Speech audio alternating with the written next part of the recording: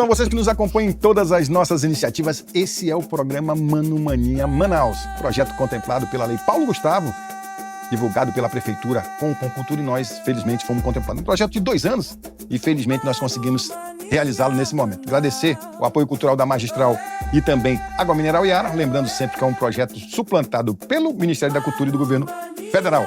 Vamos conversar hoje com o Carlinhos Bandeira. E aí vamos trocar uma ideia bacana. Quem é Carlinhos Bandeira? O que nós esperamos dessa pegada do Carlinhos? Carlinhos, obrigado. Maestro Carlinhos Bandeira, obrigado pela presença. Obrigado pelo convite. Olha, eu fico muito feliz de estar aqui. Já lhe conheço, né?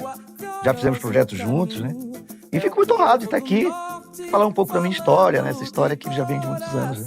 Carlinhos, conta aí. Vamos comentar de onde veio, como é que você começou lá atrás.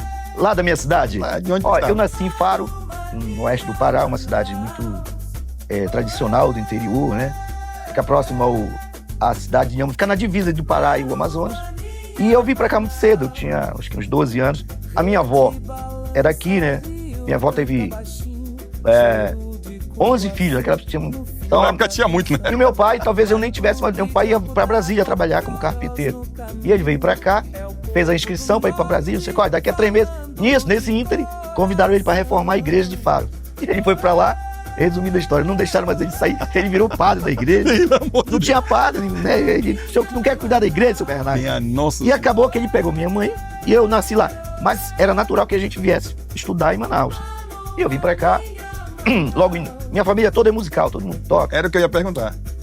E eu tenho um tio até que afina piano, é muito famoso aqui que afina piano, é o Castilho, ele afina piano, sabe? E aí, bom, aí eu cheguei aqui em Manaus, já trouxe ganhei um teclado, né, no interior, e comecei a tocar aqui em bandas, né. Aí eu passei uma vez ali perto do Teatro Amazonas e eu vi um som de piano, eu disse, o que é isso? Era a escola da Dona Ivete Biapino. E foi lá que eu comecei a estudar realmente a forma erudita de tocar, né, um teclado, um piano. Então eu comecei ali. Agora, essa história é precoce? Começou já por causa da família e tudo? Muito cedo? Muito cedo. Eu tínhamos 9 anos, eu acho, eu ganhei uma flauta doce. Eu toco muita flauta doce. E eu passava, curumindo, ficava tocando aquela flauta doce.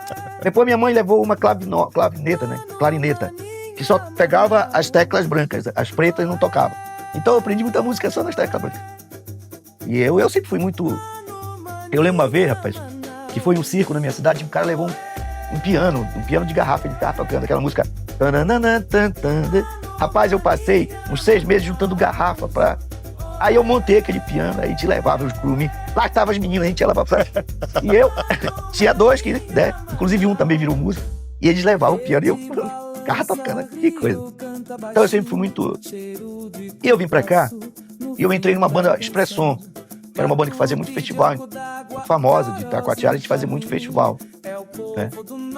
E aí eu, tocando no Canto da Cultura, que era um bar.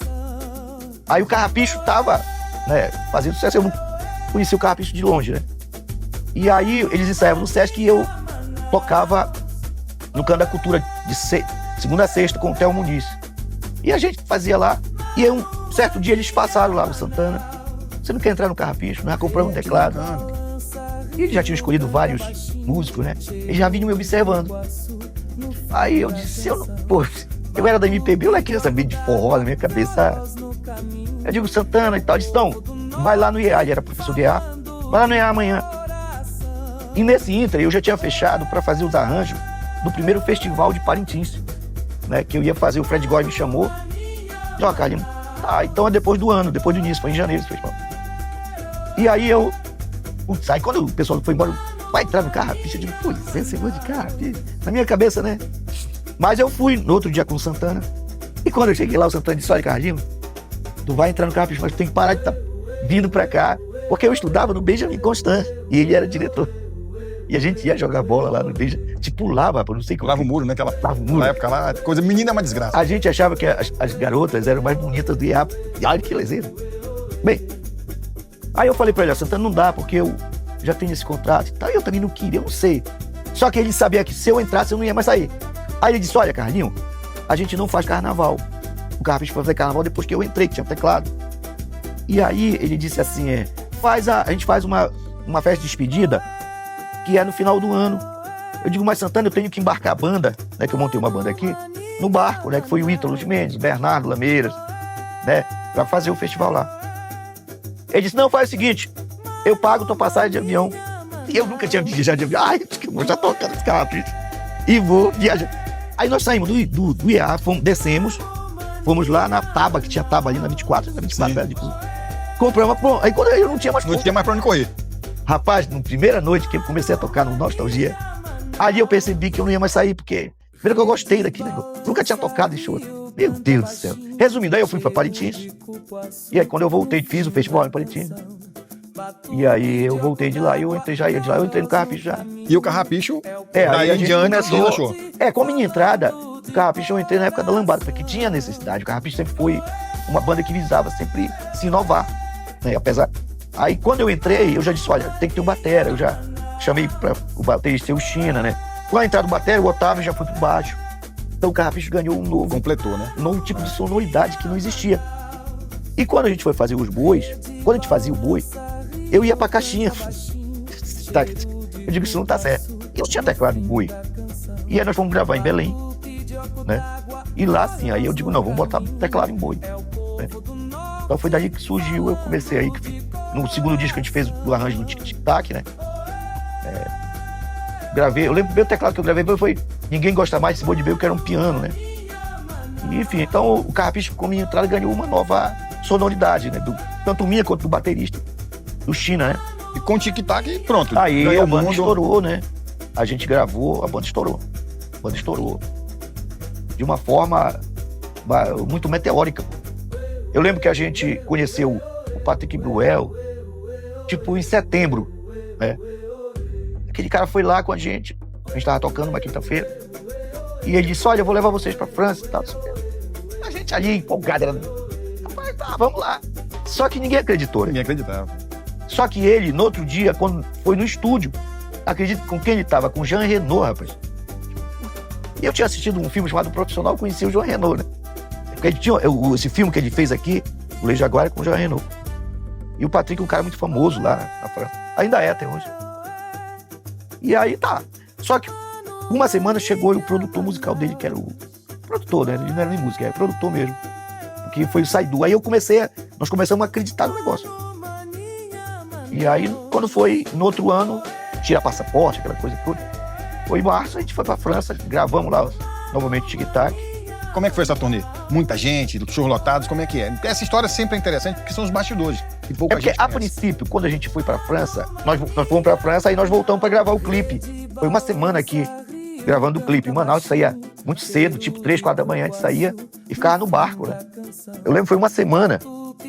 E o último dia foi uma sexta-feira, e naquele tempo não tinha drone, era o helicóptero mesmo. Então aquela cena que o barco sai no rio, aquilo foi um helicóptero que fez. Lá veio o helicóptero. Nós fomos nessa sexta-feira. Com o cara pendurado, não, só pra esperar o helicóptero. E quando deu meio-dia, o cara disse, rapaz, lá veio o helicóptero. Lava o barco. Ele tinha que lavar, jogar água no barco. Os 4 caras. Aí se levanta e faz de novo aquele... E veio uma diretora muito famosa. Incrível também, eu conheci a Patrícia, que ela era filha da Nara Leão.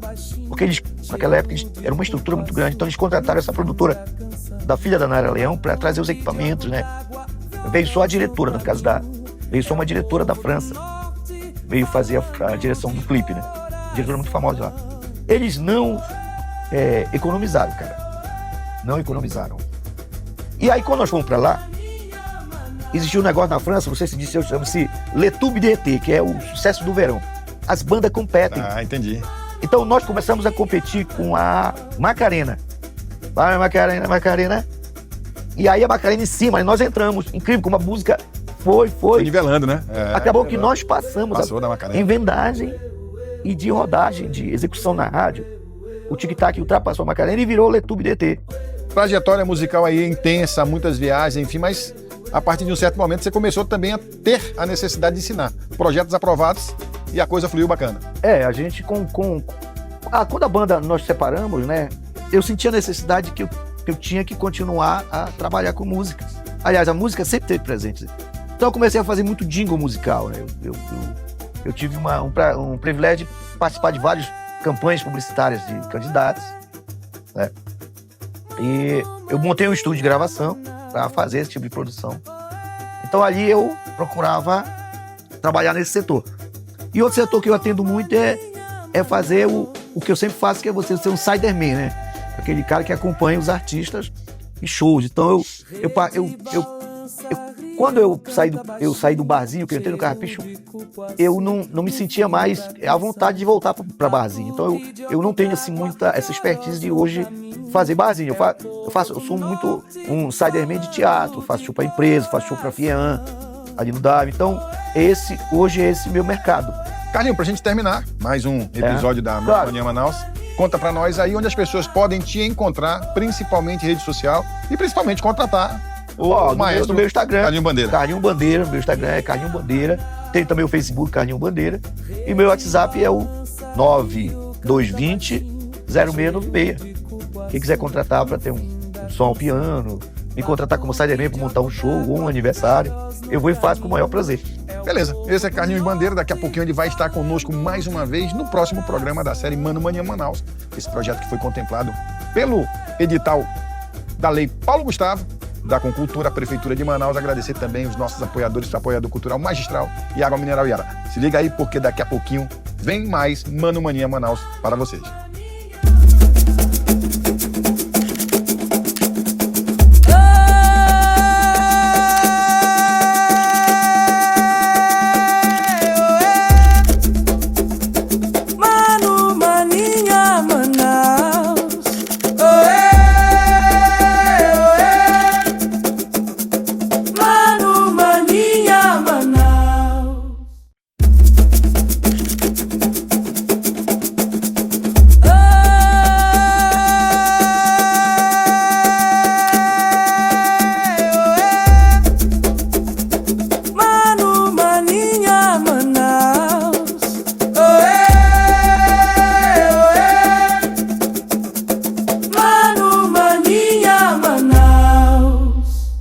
Rede balança, rio canta baixinho, cheiro de cupuaçu no fim da canção. Batuque de oco d'água, Fiorós no caminho, é o povo do norte falando de coração. Oê!